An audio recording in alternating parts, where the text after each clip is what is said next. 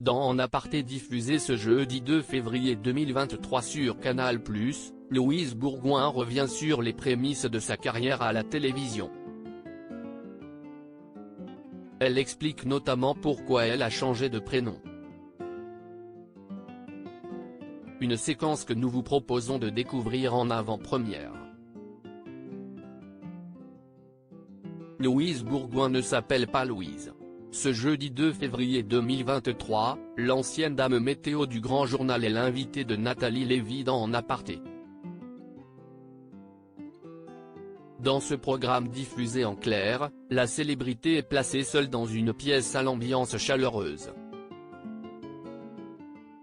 Elle est confrontée aux questions de la célèbre journaliste, elle aussi absente du plateau. Dans une séquence que Télé Loisirs vous propose de découvrir en avant-première, la comédienne, dont le véritable prénom est Ariane Bourgoin, explique les raisons qui l'ont poussée à devenir Louise. Louise Bourgoin revient sur ses débuts au Grand Journal. Il a fallu que je demande à Michel Denisot. Louise Bourgoin fait ses débuts dans le Grand Journal en 2006, sur Canal+.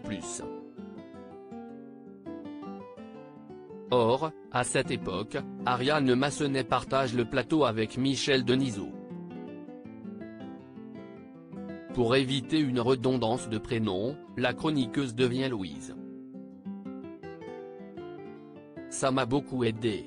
J'ai pu être beaucoup plus à l'aise en me cachant derrière quelqu'un. Ça m'a sauvée, convient-elle après avoir avoué qu'elle était très intimidée lors de ses débuts dans l'émission.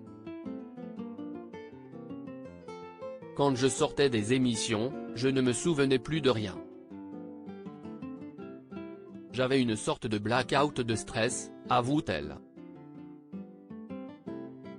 Aujourd'hui devenue actrice, la jeune femme née en 1981 continue de se faire appeler Louise. Ma famille et mes proches m'appellent Ariane, nuance-t-elle. Louise Bourgoin, de la télévision au cinéma. Après une courte, mais réussie carrière à la télévision, Louise Bourgoin s'est orientée vers le monde du cinéma. Elle est notamment la tête d'affiche de Les aventures extraordinaires d'Adèle Blanc-Sec réalisée par Luc Besson. Elle enchaîne et s'envole même pour les États-Unis.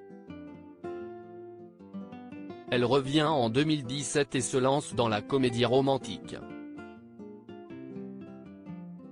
Elle partage notamment l'affiche avec Gilles Lelouch, l'Obélix de Guillaume Canet, dans le film Sous le même toit. Dans d'autres films du même genre, elle donne la réplique à d'autres comédiens renommés en France comme Arnaud Ducret dans Les Dents, Pipi et Oli, ou Stéphane de Groot dans L'un dans l'autre. À lire aussi, Louise Bourgoin fait de rares confidences sur son compagnon et dévoile cette chose chez lui qui l'a fait craquer.